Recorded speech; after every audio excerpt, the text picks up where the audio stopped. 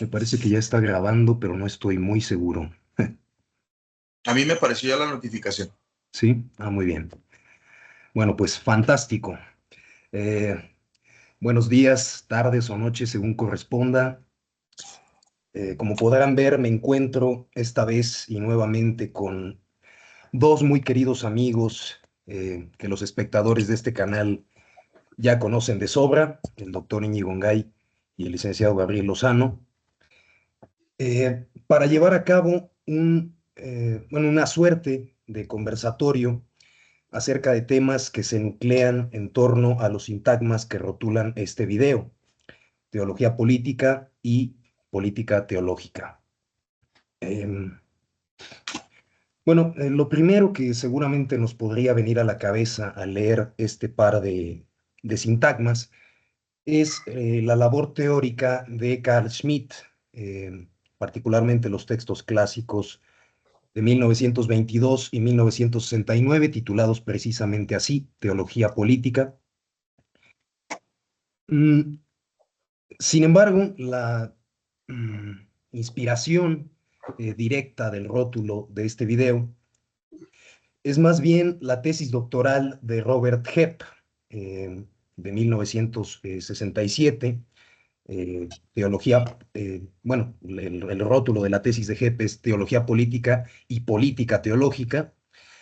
Ahí es donde aparece, aunque Schmitt ya había jugado con ella antes, aparece la transposición de los términos, ¿no? Teología y política, que pues desde luego le dan un alcance y un fondo distintos al sintagma, ¿no? No es lo mismo adjetivar a la teología de política que adjetivar a la política de teológica, ¿no? Eh, de manera que, lo que vamos a hacer a lo largo de este video tiene todo que ver con lo que Robert Hebb decía en su tesis doctoral. Lo decía de una forma deliberadamente muy indeterminada y que de hecho nos viene muy bien. Hebb dice, eh, más o menos, y esa era la intención de la transposición de los términos del sintagma original teología política, que dice Hebb que se trata de hablar de cualquier relación posible entre teología y política, ¿no? Entre la política y la teología, ¿no? Mm, Así de indeterminado es igualmente nuestro propósito en este conversatorio, aunque realmente el de Hebb no era del todo indeterminado, porque el subtítulo de su tesis doctoral, si recuerdan ustedes, es Estudios sobre la secularización del protestantismo durante la Guerra Mundial y en la República de Weimar, lo cual es bastante, bastante específico, ¿verdad? No cabe ser más específico. Y bueno, aunque aquí partamos de esa indeterminación, de esas cualesquiera relaciones posibles entre la política y la teología, eh, nosotros, cada uno en su respectiva intervención, presumo que vamos a hacer todo lo determinados que sea posible. En fin, acordamos que yo voy a ser el primero en intervenir, ya que estoy encarrerado.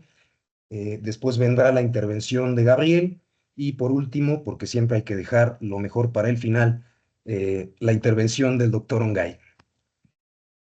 Acordamos también que al término de cada una de nuestras intervenciones se abrirá un diálogo para comentarios, objeciones, insultos o lo que sea, ¿no? Y bueno, eh, pues vamos a darle, ¿no? Yo voy a ser muy breve y lo que voy a tratar de hacer es un parco diagnóstico de la presencia de conceptos y consignas teológicas en el ideario del partido que se encuentra en el poder en nuestro país. Con nuestro país me refiero al de Gabriel y al mío, que es México, aunque Íñigo es también un mexicano honorario de algún modo, ¿verdad? Así es, así es. Eh, lo que voy a tratar de hacer es diagnosticar la presencia de ciertos conceptos, consignas, juicios teológicos en el ideario del partido político Morena. Y bueno, por aquí precisamente podemos comenzar, por lo más obvio, lo más patente. Y es que desde el propio acrónimo del partido ya podemos encontrar una presencia inequívoca y en absoluto velada de lo teológico. El acrónimo Morena, como cualquiera puede darse cuenta, hace alusión a la Morenita, ¿verdad? Que es el cognomen de la Virgen de Guadalupe, de la cual el propio fundador del partido, el expresidente López Obrador, ha dicho que incluso antes que Benito Juárez, atención a esto, incluso antes que Benito Juárez es el símbolo, la Virgen de Guadalupe, que más une a los mexicanos. Es decir, el símbolo que más une a los mexicanos, al decir del fundador del partido político Morena, no es ninguno de los símbolos patrios, por ejemplo, ¿verdad? Ni la bandera, ni el escudo, ni el himno nacionales, sino una figura de orden teológico. Es curioso, o a lo mejor no es tan curioso, que esto haya sido dicho por alguien que vindicaba tanto la figura de Benito Juárez, ¿no?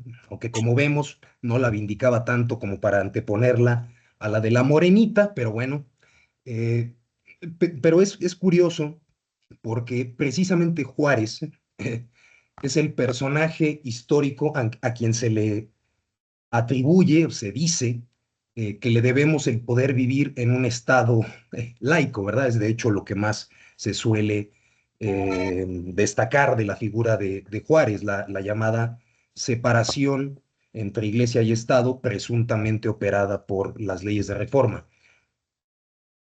Pero bueno, esa es la primera presencia teológica que podemos encontrar en este partido político, en el propio acrónimo. Mm, El segundo, la segunda presencia teológica, está también en el acrónimo. Morena es acrónimo de Movimiento Regeneración Nacional, y regeneración es un concepto teológico por eminencia. Se trata del concepto de palingenesia. También podríamos decir que se trata del concepto de apocatástasis, pero no voy a meterme en eso, es decir, voy a limitarme aquí simplemente al concepto de palingenesia. Y este concepto ha sido traducido muchas veces por regeneración, aunque, bueno, en teología bíblica hay unas polémicas doctrinales y filológicas casi sangrientas acerca de la traducción de este término. De eso Gabriel puede hablar mucho mejor que yo, con toda seguridad. Pero voy a atenerme aquí a esa traducción del término palingenesia, que en griego es palingenesia, es decir, etimológicamente la regénesis, el regenerarse, el volver a generarse, en fin, ¿no? Eh, este término, palingenesia, tiene un uso categorial muy profuso en biología, con la teoría de la recapitulación de Haeckel, en geología para designar la refundición de rocas solidificadas en lo profundo de la litosfera, en sociología, en historiografía, en psicología, en antropología, etcétera, etcétera. Es decir, tiene una presencia omnímoda, de algún modo. Mm, Yo voy a sostener aquí, sin embargo, que el concepto de palingenesia presente en el acrónimo de Morena se interpreta estrictamente en el uso teológico de este término. Y ahora vamos a ver por qué. Palingenesia, bueno, es una noción que podríamos aplicar a muchas doctrinas filosóficas, a la metempsicosis de los pitagóricos.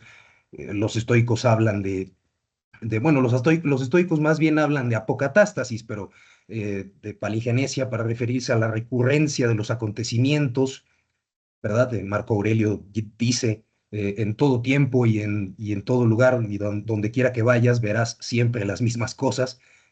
eh, Al eterno retorno de Nietzsche, en fin, Teológicamente, sin embargo, en teología bíblica, el término palingenesia aparece en dos lugares, al menos, del Nuevo Testamento. En el Evangelio según San Mateo 19,28 y en la epístola a Tito 3,5. Voy a proceder a leer ambos pasajes rápidamente. La versión de la Biblia que sigo es la Bover Cantera, comenzando por el pasaje del Evangelio de Mateo, donde se dice: Jesús les dijo, en verdad os digo que vosotros, que me seguisteis, al tiempo de la regeneración, cuando se sentare el Hijo del Hombre en el trono de su gloria, os sentaréis también vosotros sobre 12 tronos para juzgar las 12 tribus de Israel. Procedo ahora con la lectura del pasaje de la epístola a Tito. No por obras hechas en justicia que nosotros hubiéramos practicado, sino según su misericordia, nos salvó por el baño de la regeneración y de la renovación del Espíritu Santo. Bien, como podemos ver, la idea de regeneración, la idea de palingenesia, está ligada en el primer pasaje, en el de Mateo, a a una especie de mundo nuevo. Es decir, está ligada al tiempo en el que Cristo estará sentado de una vez y por toda la eternidad en su glorioso trono celestial, ¿no? Es una idea a todas luces escatológica. En el pasaje de la epístola a Tito se ve, por otro lado, que lo que ejerce la palingenesia, lo que opera la palingenesia, es un baño, una ablución, un lavamiento que purifica, que se lleva todas las manchas de la criatura y del mundo.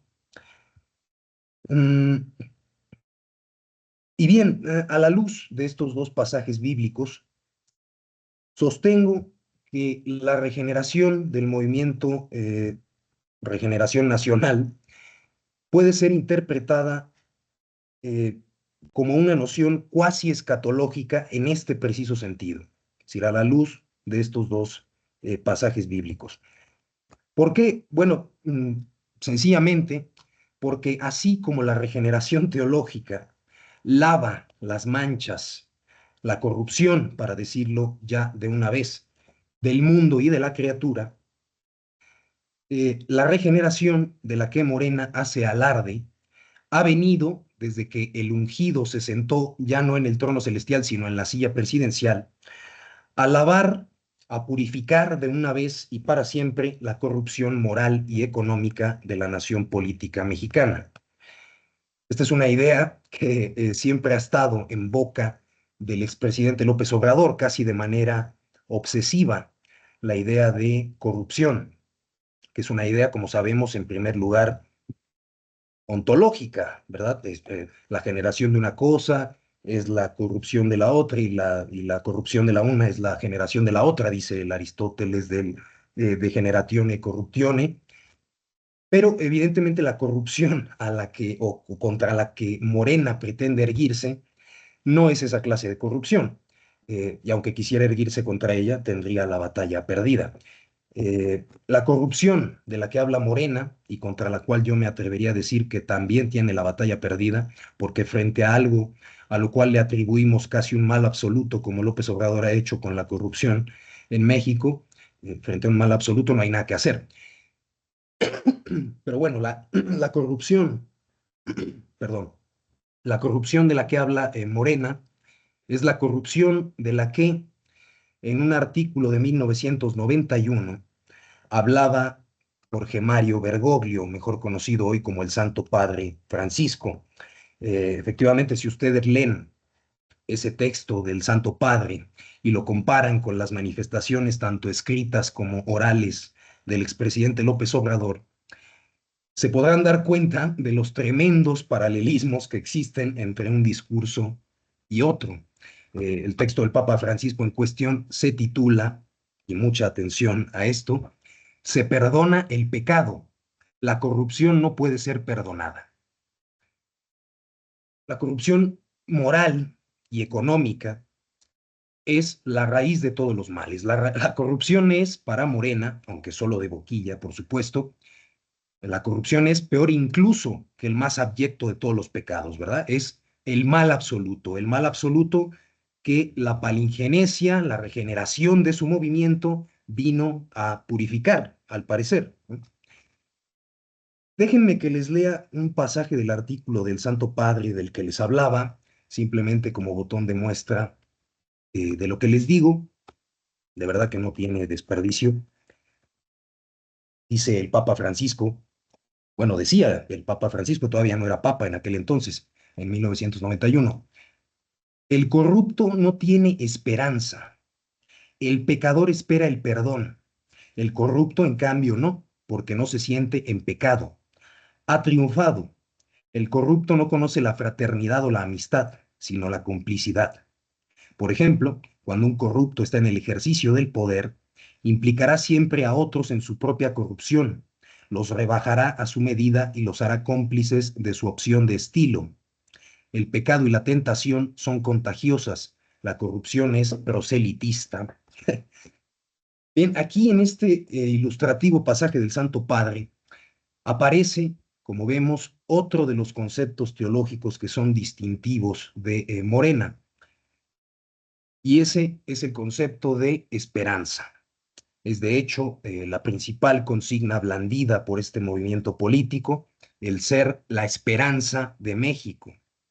Eh, una esperanza de la cual, como era de esperar, está por completo excluido el corrupto, igual que en el pasaje del texto del Papa Francisco que acabo de leerles. Y no es de extrañar que sea así, es decir, que una virtud teologal, porque la esperanza es una virtud teologal, no es otra cosa, que una virtud teologal como la de la esperanza aparezca en el ideario político pues sí, de este partido, o de un partido como este, o como cualquier otro, ¿eh? O sea, realmente la esperanza, vamos, en política, eh, en fin, no voy a hacer juicios al respecto. Eh, la esperanza es una alegría inconstante que brota de la idea de una cosa futura o pretérita, de cuya efectividad dudamos de algún modo. Estoy citando, por supuesto, la 12ª de las definiciones de los afectos de la parte tercera de la ética de Spinoza. Eh, la esperanza es quizás, y el quizás es retórico, el mecanismo más socorrido de los políticos para mantener en un estado de servidumbre a los ciudadanos. La esperanza, al igual que el miedo, y no olviden que Spinoza dice que non dare spem sine metu, neque metu sine spem, es decir, no hay esperanza sin miedo, ni miedo sin esperanza. La esperanza y el miedo no son realmente nada más que formas de ceder nuestro presente a un mañana o un ayer luminosos. Eh, esos mañanas luminosos o esos ayeres luminosos de los que decía Jacques Lacan que habían llevado al suicidio a muchos de sus amigos.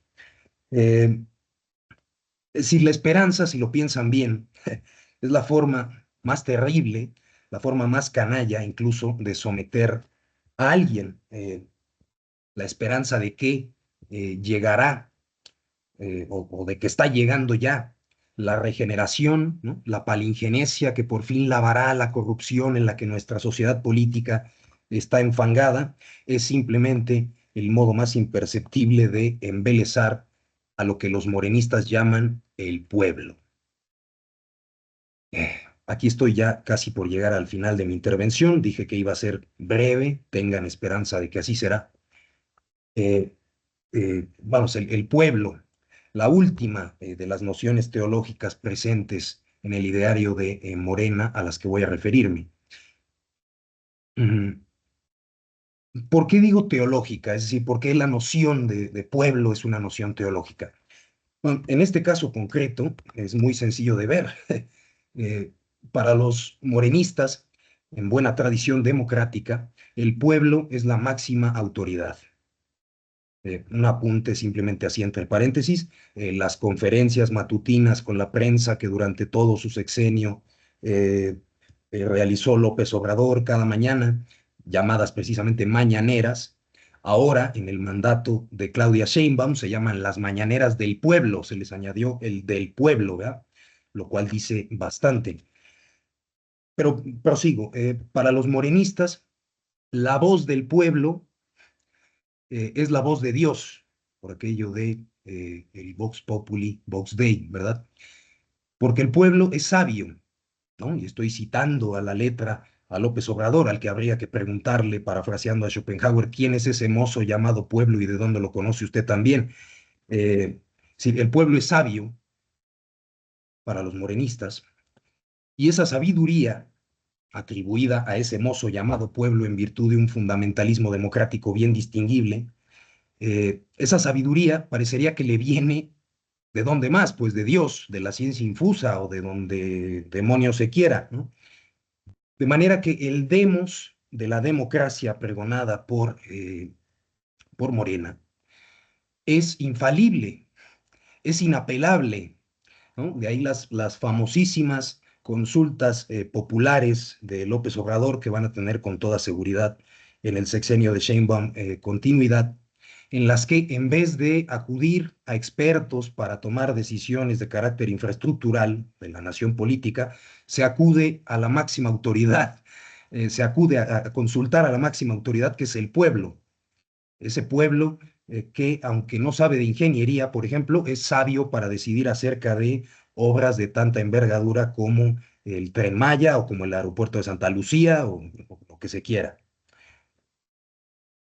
Frente a esto, es decir, frente a esta desolada situación, quizás no queda más que citar al teólogo inglés del siglo octavo de nuestra era, Alcuino de York, y decir con él que no debería escucharse a los que acostumbran a decir que la voz del pueblo es la voz de Dios. Cum tumultuositas vulgi semper insania proxima sit, pues la tumultuosidad del vulgo está siempre próxima a la locura.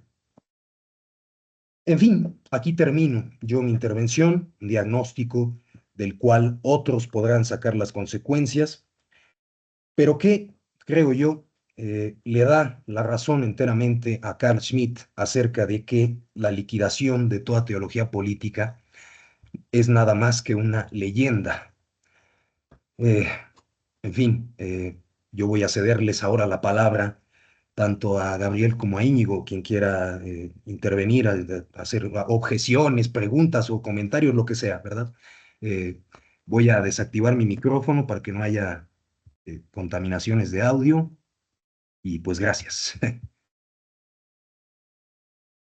Bueno, pues atendiendo al orden que se había expuesto ya aquí por nuestro amigo Jorge, pues me tocará a mí la palabra, ¿verdad? Además ya fue el orden locutivo, ¿verdad? Como bien dijo Gay antes de que se comenzara la grabación, así lo habíamos acordado, para que no se note como una oficiosa, ¿verdad?, de intervención. Entonces, primero que nada, agradecerles aquí a mi amigo Jorge, a mi buen amigo Gay, de la posibilidad de poder compartir. Denme un segundito, ¿eh?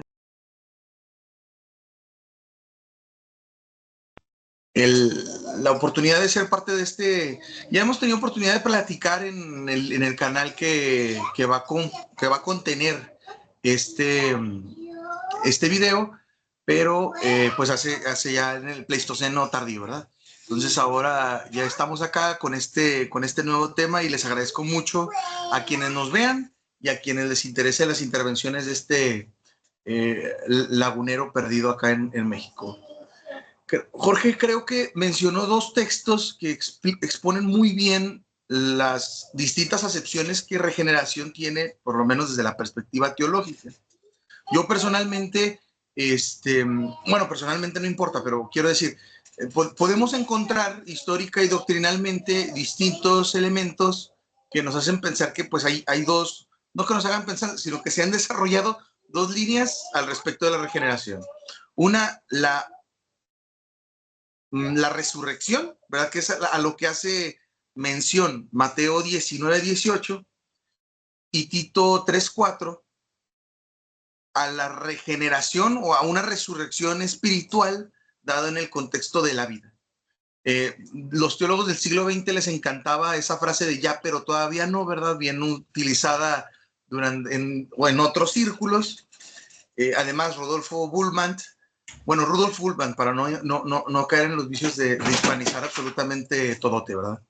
Él gustaba mucho de echar mano de lo que él llamaba el sistema heideggeriano para dar cuenta de su propia teología. De hecho, así aparece de alguna forma en la introducción a su teología del Nuevo Testamento.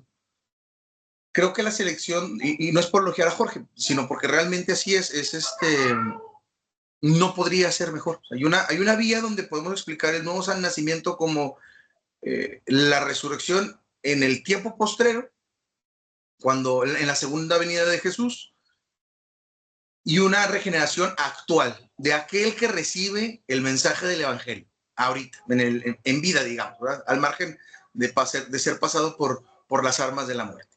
Un ejemplo viene, que es el más común, que si bien no es la palabra palintogénesis, sí es la idea, sí es un versículo que se utiliza para sostener la idea del nuevo nacimiento, que es en el capítulo 1 de Juan.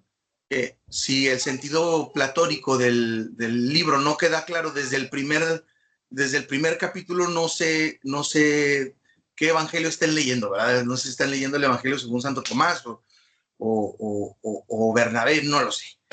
Pero es este capítulo bíblico del evangelio, según San Juan, que dice: en el principio era el verbo era con Dios, el verbo estaba con Dios, estaba en el principio con Dios, por medio de él fueron hechas todas las cosas, y sin él nada de lo que es hecho hubiese sido hecho. Y más adelante, en el versículo 13, dice, en el versículo 12, se los quiero leer, yo como protestante recalcitrante, utilizo Reina Valera 1960, aunque tengo que envidiar bastante a mi amigo Jorge, porque yo jamás he sido capaz de hacerme de un ejemplar de la Bover cantera, solo tengo nácar colunga.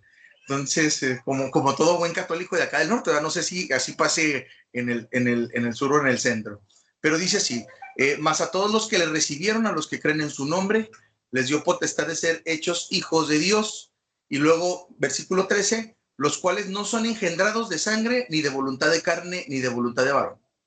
Entonces, es como un nuevo nacimiento, ¿verdad? Es el ser regenerados. En el fondo es eso, ¿verdad? Ser reengendrados.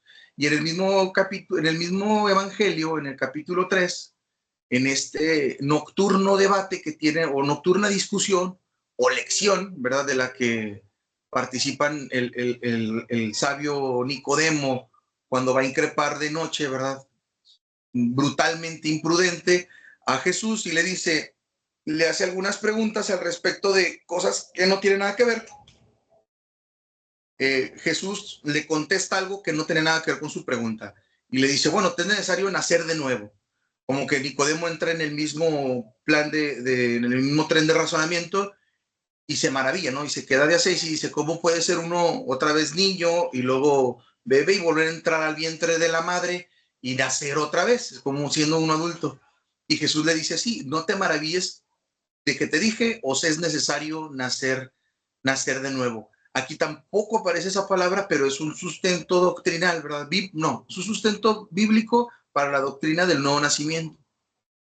Y el nacimiento nuevo, pues como ustedes saben, pues tiene distintos también usos dentro del catecismo de la Iglesia Católica, para referirse específicamente a la doctrina, para hablar de los actos terroristas, para referirse a la donación de los órganos, para referirse al tratamiento de los muertos, cuáles son y en algún momento, ¿verdad? Pues había que tomar ciertas, ¿cómo se puede decir?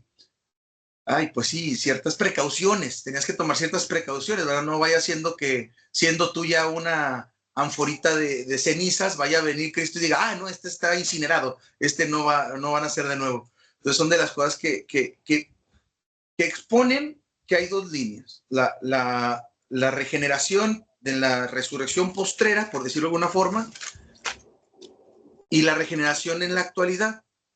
Y creo que ambas, como ya bien lo hizo notar Jorge, se actualizan en la doctrina de Morena en la actualidad. Porque si bien ya estamos en la cuarta transformación, todavía no se ha, digamos así, agotado lo que la 4T puede hacer para este desamparado pueblo. Y este asunto de vindicar más a la Morenita por encima de Juárez, pues tendría justo Sierra pues jalándose las barbas, porque realmente es curiosa. Y yo voy a cerrar con esto, voy a tratar de cerrar con eso. Nada más quería señalar eso y que creo que se actualizan estas dos líneas con Andrés Manuel. Uno, hay una patria a la cual aspiramos llegar, una patria a la cual requiere cierto grupo de reformas, en este caso, pues la que tuvo lugar hace un poco, ¿verdad?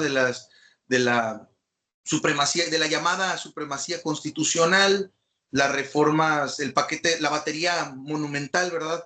Dantesca, casi tomista, ¿verdad? De baterías que trajo el presidente antes de dejar su sexenio, que fue objeto de múltiples estudios y hondas especulaciones al respecto. Eso quiere decir que aunque ya está Andrés Manuel y estaba terminando, todavía no somos esa patria que podríamos llegar a ser. Entonces, en ese sentido, pues lo quisiera señalar. Y otro es que hay un mensaje doctrinal al cual te tienes que abrazar si es que en la actualidad quieres aspirar a esos beneficios, ¿no? Que te da ese estatuto soteriológico político. En el caso de Andrés Manuel, pues es toda la doctrina de la cuarta transformación. Quisiera decir que son los documentos básicos de Morena, pero no es así.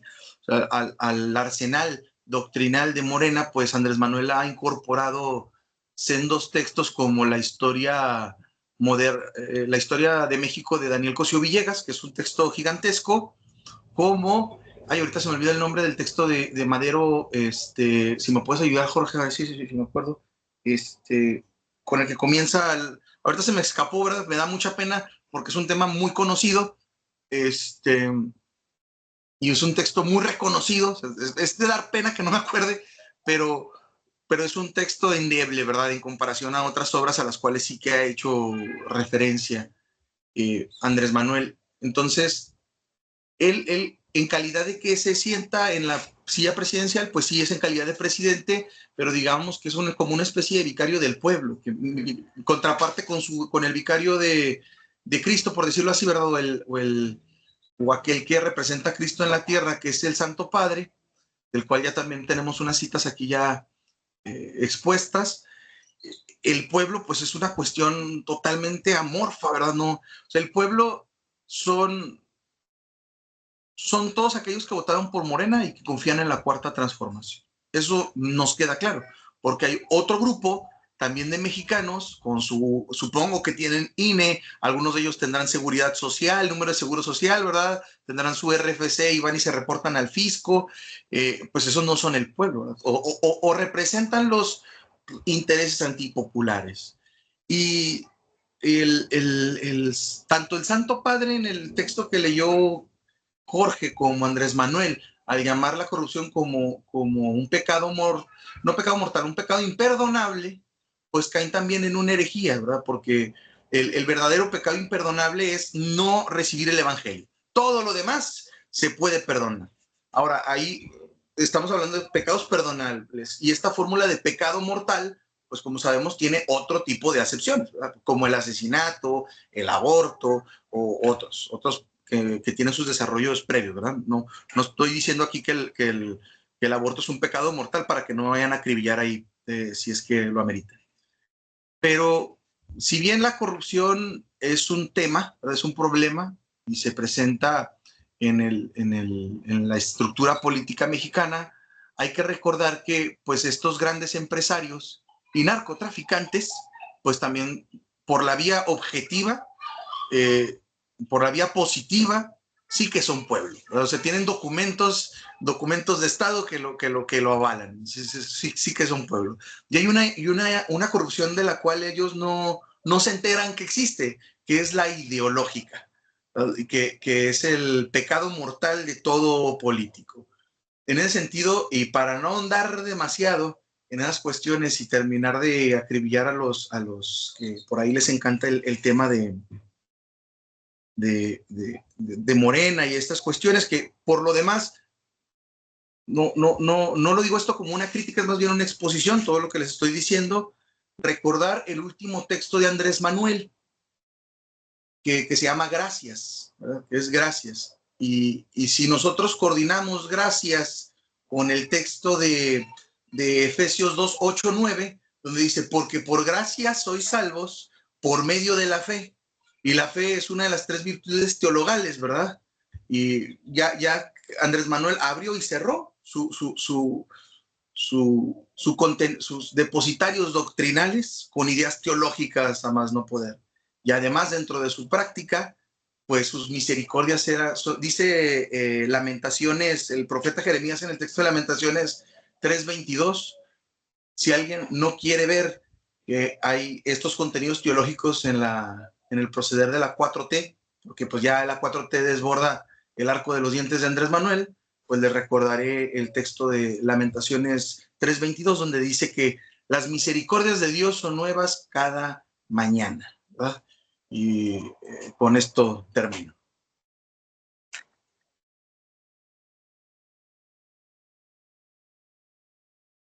Bueno, no sé cómo quieren que procedamos. Si le doy la palabra a Íñigo.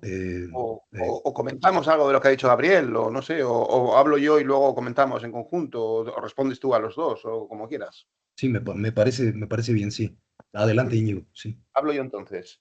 Bueno, no, bueno, lo primero que voy a decir, por supuesto, es agradecer tanto a Gabriel como a Jordi, a Jorge, la iniciativa de organizar esto y de invitarme a mí para hablar de ello, y además también les agradezco que digan que dejan lo mejor para el final, etcétera, cosa que manifiestamente es discutible, y sobre todo teniendo en cuenta lo que hemos escuchado de Jorge y de Gabriel, que son análisis verdaderamente muy finos y muy inteligentes, como cabía esperar, como saben todos nuestros oyentes y como sé yo, además, por mi antigua y ya extinta condición de profesor. Ya la condición de profesor, cuando se lleva a cabo bien, es siempre efímera porque el alumno termina por aventajar al maestro, ¿no?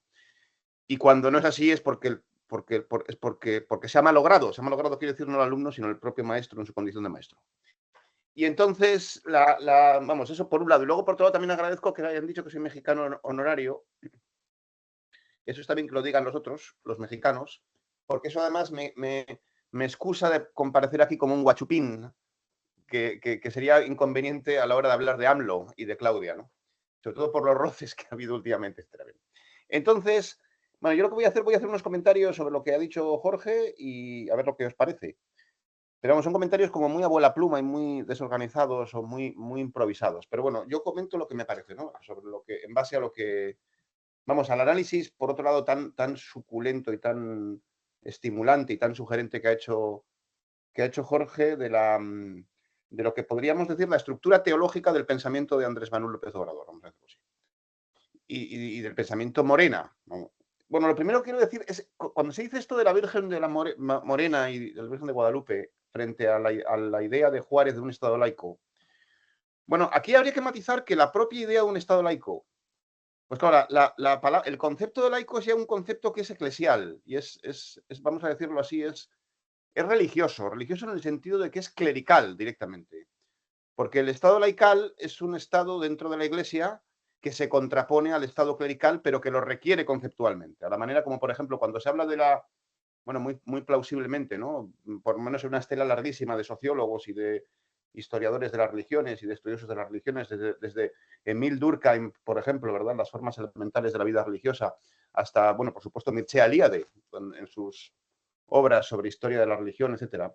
Muchos autores efectivamente cifran en la esfera de lo religioso en función justamente de una dicotomía, que es la dicotomía entre lo sagrado y lo profano, empezando por Durkheim, ¿no? Durkheim define la religión como el conjunto solidario de creencias y prácticas referentes a las cosas sagradas, separadas, interdictas, que reúnen una comunidad moral llamada Iglesia a todos los que se adhieren a ellas. La definición clásica de religión en el kilómetro cero de la sociología de la religión, en las formas elementales de la vida religiosa.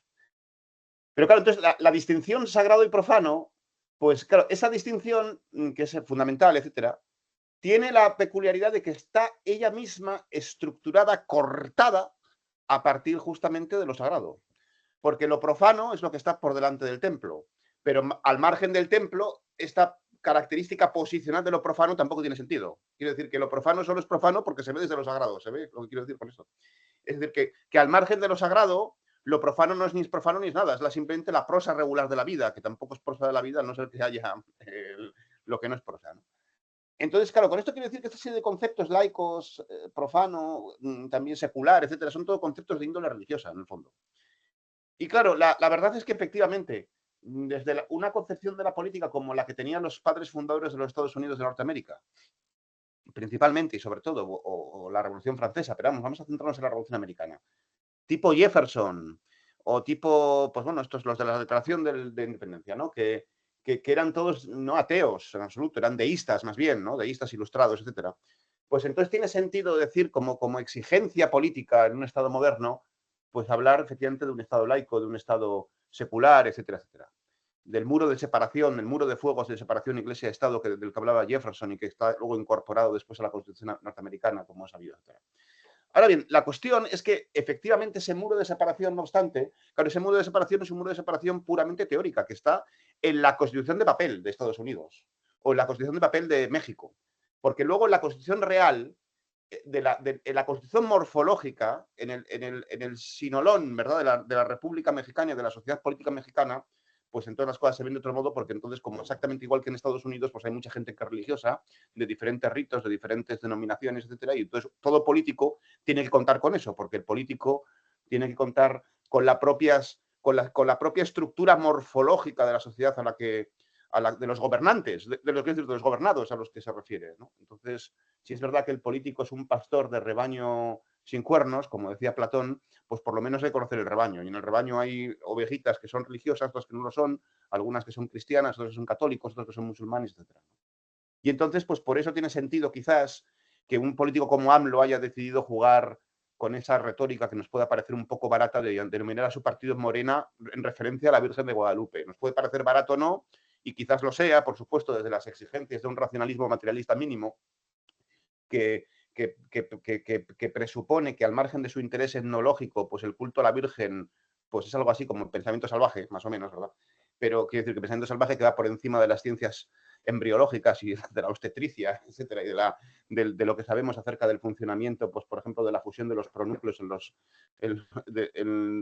el cigoto, etcétera. Entonces quiero decir que al margen de lo que pensemos, como desde el punto de vista del racionalismo materialista, pues desde el punto de vista del racionalismo de un político en acto, pues a lo mejor efectivamente tiene mucha funcionalidad denominar a tu partido Morena, haciendo esa especie de guiño un poco para nosotros barato a los que creen en la Virgen de Guadalupe, y el funcionalismo se testará ex post festum, si ganan las elecciones. Lo ganaron 2 veces, así que parece que efectivamente eso funciona. Entonces, eso por un lado. Y en segundo lugar, en cuanto a la segunda referencia teológica que ha encontrado Jordi, la regeneración, evidentemente esto me parece muy interesante, ¿no? Evidentemente la regeneración parece remitir pues también a una estirpe de ideas teológicas, o uno casi diría que inicialmente mitológicas. Por ejemplo, en la Biblia hebrea, la Biblia hebrea es muy difícil de determinar, porque la Biblia hebrea, evidentemente, que conocemos es la Biblia hebrea que ya se ha quedado solidificada en la traducción de los 70, la Septuaginta, a través de ideas ya que son estoicas y que son platónicas y que son aristotélicas, etcétera, porque evidentemente el judaísmo no es originariamente monoteísta, porque el monoteísmo es un invento filosófico, así como suena, es un invento metafísico griego. Pero en fin, hablando así en general, en la Biblia hebrea, pues, y en los estratos más, vamos, no originales en absoluto, pero los estratos medios así del judaísmo, pues claro, la inmortalidad del alma, eso sí que no aparece. De hecho, se niega en general, los saduceos, etcétera. Lo que sí aparece, evidentemente, es un momento de regeneración de la tierra en la que los muertos resucitarán, etcétera, pero vamos, en carne viva. Esto es una especie de materialismo vulgar, mitológico, por supuesto, pero materialista en ese sentido, corporeísta, ¿no? Y luego en el cristianismo, pues mientras escuchaba a Jordi, me acordaba también de San Agustín, que en el Sermón 43, pues también efectivamente monta un discurso teológicamente pues muy denso y muy, muy coherente, y además dotado de una organización racional admirable, pero también mitológica también más que otra cosa, más que filosófica, etcétera, según la cual pues como estamos todos afectados por el pecado de nuestros primeros padres, que fue trascendentalmente vinculado a la descendencia, bien sea por vía preformista, bien sea por otra vía, así también, pues exactamente como Adán necesitó un creador, el Adán nuevo, que somos nosotros, necesitamos un recreador, ser recreados. ¿Y cuál es la función de este recreador? Es Jesucristo Salvador, ¿no? La salvación de Cristo se entiende así por parte de San Agustín como una especie de recreación del hombre, ¿no? Y entonces esto también está como muy colindante con la idea de regeneración o de renovación, etc. Ahora bien, parecería que al margen de estos elementos mitológicos o teológicos, bueno, podríamos distinguirlo, mitológico de teológico, etcétera, quizás lo haga yo después en mi intervención, tan densos y tan espesos, parecería que el pensamiento de AMLO, tal y como lo ha dibujado aquí Jorge, pues es un pensamiento muy, muy coherente, muy coherente. Claro, la coherencia no es necesariamente una virtud, más que en el sentido formal. Es un pensamiento muy coherente por cuanto está conformado como una especie de prosopopeya dramática en la que los resortes de cuya prosopopeya conducen a una suerte de teodicea, es decir, a una justificación del mal, a una justificación de la existencia del mal y también de la solución frente a esa existencia, ¿no? Y en ese sentido, ese discurso de AMLO como intelectual, es decir, como vamos a decirlo así, como filósofo mundano, es decir, la filosofía de AMLO, que es una filosofía propia de un filósofo mundano, es decir, de un filósofo que no es un filósofo académico en el sentido estricto y que, por tanto, organiza la conexión entre las ideas a las que se refiere de modos que son muy distintos a los de la filosofía académica en sentido crítico. La filosofía mundana frente a la filosofía académica en sentido crítico, tal y como recuerda Gustavo Bueno en su texto El proyecto Simploque del año 2004, suele recurrir a binarismos, también suele recurrir a veces a organizaciones trimembres, pero en todo caso con mucha frecuencia binarismos de orden maniqueo, etcétera, etcétera. Y entonces AMLO parece que está apuntando aquí, como otros muchos, AMLO es un caso entre otros, podríamos citar muchos otros. De hecho, mi amigo Javier Pérez Jara está editando un volumen para el Centro de Sociología Cultural de la Universidad de Yale, un volumen en el que yo también participo como autor sobre intelectuales dramáticos, y creo que cabe ajustar este diagnóstico de intelectual dramático a la figura de Andrés Manuel López Obrador, porque como otros intelectuales dramáticos de su tamaño, de su escala, me daría la impresión, por lo que ha dicho Jordi, que AMLO pues está dibujando aquí efectivamente una suerte de panorama en el que un panorama que se ajusta a un binarismo. ¿Y cuál es el contenido de este binarismo? Pues el contenido de este binarismo cabría diagnosticarlo con las palabras que en otro contexto utilizó la antropóloga Mary Douglas para dar el título a un famosísimo libro, Purity and Danger, pureza y peligro. Y entonces, ¿cuál es la pureza y cuál es el peligro? Bueno, la pureza evidentemente es la metaamenaza que supone, en este caso, la corrupción endémica inherente a la sociedad mexicana, pero frente a esa amenaza, pues hay un metasalvador, que es el propio Andrés Manuel, o el pueblo mexicano, en cuanto que está efectivamente representado como vicario, como decía Gabriel, por AMLO, por Andrés Manuel. Y claro, ese metasalvador lo que suscita es la salvación, que es por cierto otra idea teológica de primer orden, lo que suscita es la esperanza, ¿no? La esperanza en la propia salvación. Pero ¿cuál es entonces la metodología de este pensamiento? Bueno, pues la metodología de este pensamiento me parece a mí, por lo que he escuchado, y también por analogías que puedo efectivamente establecer con otros filósofos mundanos o intelectuales críticos parecidos, es una metodología que es trifásica o trimembre. ¿Y en qué sentido es trifásica o trimembre? Pues porque contiene como tres momentos, ¿no?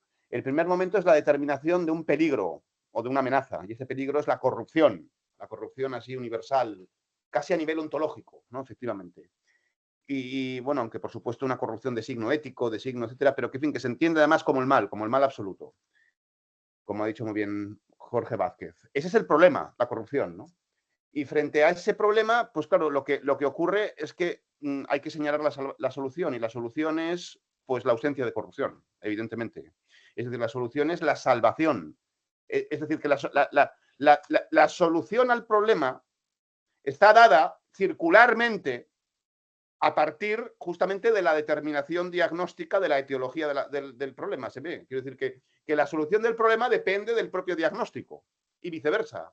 Con lo cual, esto es un pensamiento circular que además es, por otro lado, muy plausible, porque evidentemente todo el mundo sabe que wo aber gefragt ist, Vans das retende auge, es decir, donde está lo que es el peligro, ahí también está lo que salva, que eso es lo que decía Hölderlin en su famosísimo poema Patmos, y que fue luego celebérrimamente también comentado por Heidegger, como sabido, etc. Entonces, aquí el problema es que se produce una especie de circularismo. El circularismo vicioso consiste en determinar efectivamente un diagnosis que depende de la prognosis y del tratamiento. De tal suerte que efectivamente se identifica la fuente de la anomia, la fuente de la corrupción. A partir de esa identificación se resuelve cuál es la salvación. ¿Y en qué consiste la salvación? Este es el tercer momento. La salvación consiste en el regreso, por supuesto, en el retorno a un estado del nódulo morfológico de referencia, que en este caso es la sociedad mexicana, en la que no había corrupción. Tengo para mí la sospecha de que este estado puede ser pues, los aztecas o lo que sea, ¿no? Y entonces, pero en otros casos, otros intelectuales públicos dramáticos dirán que más bien es la Segunda República Española, anterior al franquismo, o el imperio de los Austrias, la monarquía hispánica, dirán otros. Este es el nódulo prístino, cuando no había corrupción, cuando todavía no habíamos recibido las influencias protestantes atómicas y todavía manteníamos incólume nuestra racionalidad anatómica. Esto lo dirán otros. Otros dirán que más bien es la América de los años, el Estados Unidos de los años 50, y entonces hay que volver a eso porque es Make America Great Again. Pero claro, el problema de este tratamiento es que ese retorno al nódulo primigenio es imposible porque el nódulo primigenio, tal y como está descrito, carece de realidad empírica histórica. Ese es el problema.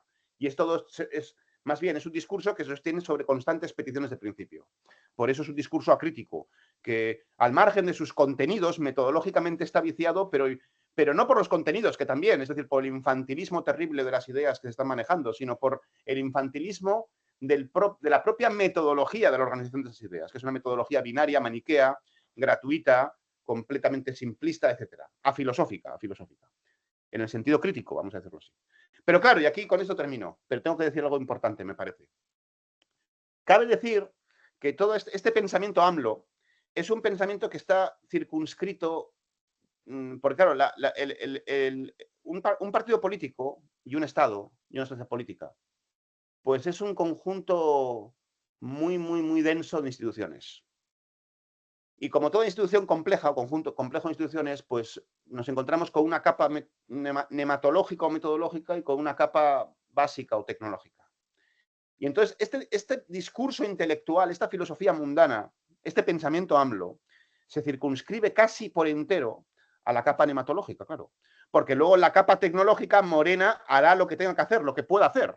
Lo que puede hacer que no tiene nada que ver con la corrupción ni con nada que se parezca, tiene que ver con las obras públicas, con intentar atajar los problemas regulares que tiene la sociedad mexicana, o por poner un ejemplo, pues por intentar, por ejemplo, combatir una pandemia como la del coronavirus hace 5 años o hace 4 años, cuando, como es conocido, AMLO sugirió a los mexicanos salir a la calle con escapularios de la Virgen de Guadalupe y decir, detente enemigo, el corazón de Cristo está conmigo. Esto puede parecer irracional, pero desde el punto de vista de la antropología materialista, de la antropología del materialismo cultural o del funcionalismo de Malinowski, etcétera, no es irracional en absoluto.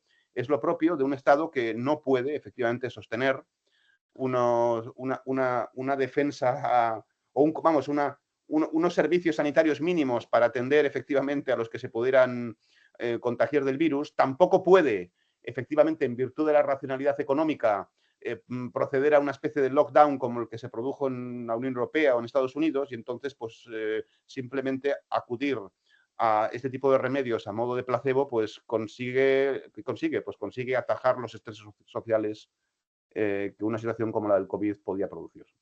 Bueno, pues nada, eso es lo que se me ocurre decir.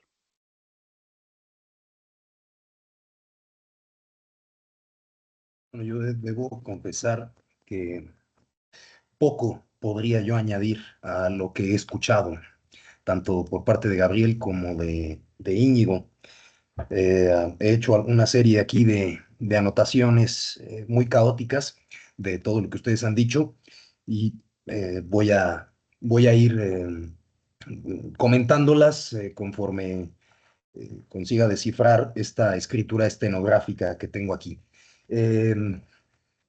Bueno, respecto a lo que ha dicho Gabriel, por ejemplo, de la idea aureolar de patria que se perseguiría, no solamente, por supuesto, en la nación política mexicana, sino en cualquier nación política, por supuesto, que siempre hay una idea a la que, vamos, un arquetipo, como el halos hágatos de los griegos, buscaban, el griego noble buscaba asemejarse a ese hombre bello y bueno, eh, digamos, esa búsqueda de esa patria ideal en la que no exista, por ejemplo, corrupción o no exista eh, todo lo que se quiera, el crimen en fin, pero particularmente la corrupción, que en el caso que estamos comentando, que es el de Morena, pues aparece como el mal absoluto. Íñigo ha insistido en esto y me acordaba yo de Jacob Böhme, el teólogo del que Schelling beberá eh, eh, con con mucha alegría para escribir su ensayo sobre la libertad, ¿verdad? Bueno, su tratado sobre la libertad.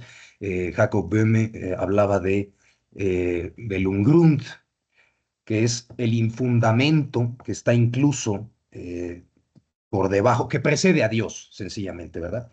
La corrupción podría ser vista un poco como ese Ungrund, ese infundamento, que por lo tanto será, en cuanto tal, un Grund, por supuesto haciendo la analogía, inextirpable, inextirpable. Y la corrupción, vamos a referirnos ya no solo a la corrupción moral o a la corrupción económica, vamos a referirnos a la corrupción, por ejemplo, ideológica, de la que también a la que Gabriel también hizo referencia, y que es de hecho la corrupción que más le preocupaba a Gustavo Bueno, por ejemplo, ¿verdad?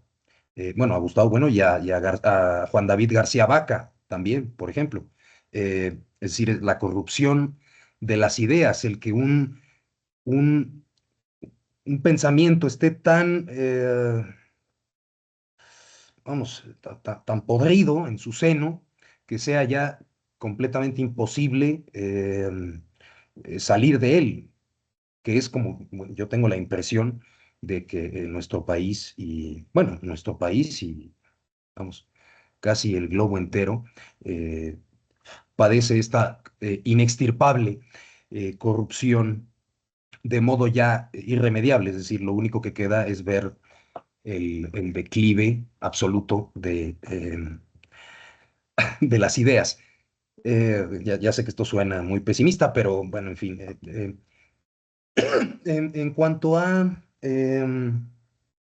lo que ha comentado Íñigo de lo laico, la distinción entre laico y clerical, o entre sagrado y profano, que efectivamente es como es como cuando se habla vamos a ver si consigo decirlo así, hablar de Estado laico es como hablar de ciencia positiva. ¿Por qué? Porque también ciencia positiva solamente se entiende si hay una ciencia negativa, que cuál es, pues es la teología, ¿verdad? La teología negativa, que tiene el acceso a Dios es exclusivamente a través de la vía negationis. Entonces, efectivamente, Estado laico solo se entiende, igual que ciencia positiva, frente a o en conjunto con un concepto de orden teológico, o religioso, o clerical, o sagrado, como se quiera decir. Eh, bueno, en cuanto a la distinción hecha, esto es fundamental, hecha por Íñigo, entre capa nematológica y capa tecnológica, efectivamente, el diagnóstico que yo pretendí llevar a cabo aquí con peor o mejor fortuna, eh, no dice, o puede decir, solamente en ciertos momentos, pero no dice casi nada acerca de la capa tecnológica de- del gobierno de Morena. Por supuesto, eso de sobra. Como como dijo muy bien Íñigo, Morena, como sea, tendrá que arreglárselas para, es decir, corrupción o no, esperanza o no, regeneración o no, tendrá que arreglárselas para ajustarse a los planes y programas definidos por su práctica política, sencillamente, ¿no? Pues bueno, eso de manera caótica y sin concluir nada y sin realmente hilar eh, nada de lo que han dicho, es lo que a mí se me ocurre decir. Em, Les agradezco sus comentarios y yo realmente estoy ansioso por seguirlos escuchando. Muy bien, Jorge. Muy bien. Pues nada, bueno, voy a tomar el inicio de mi intervención bueno, más que intervención, voy a llamarlo, estaba a punto de llamarlo aportación, pero voy a dejarlo en turno, ¿verdad? Porque ya si efectivamente es una aportación, pues ya lo dirán ustedes. Lo voy a utilizar para matizar algunas cosas que yo mismo dije, este vergonzoso olvido del texto de la sucesión presidencial. Este es el texto al que yo estaba tratando de hacer referencia y lo había perdido ya en mi memoria. Y por poner un ejemplo del asunto de la capa tecnológica con la que Andrés Manuel ha tenido que lidiar, pues qué mejor, bueno, no se me ocurre un mejor ejemplo que el hecho de que Iberdrola sigue operando en México, ¿verdad? Que tiene que hablar con Carlos Slim a través del Consejo Coordinador Empresarial, con quien en otro tiempo, pues, otrora era objeto de sus constantes embates demagógicos, bueno, no demagógicos, discursivos, ¿verdad? Por lo menos puedo decirlo así. Sí, este tipo de instituciones y personajes que se encuentran todavía aquí implantados en la política mexicana, pues resulta que el primer sexenio de la 4T no nos dio para salvarnos de la corrupción generada por ese tipo de empresas, ¿verdad? Y a los ojos de quien alguna vez les condenó fehacientemente, ¿verdad?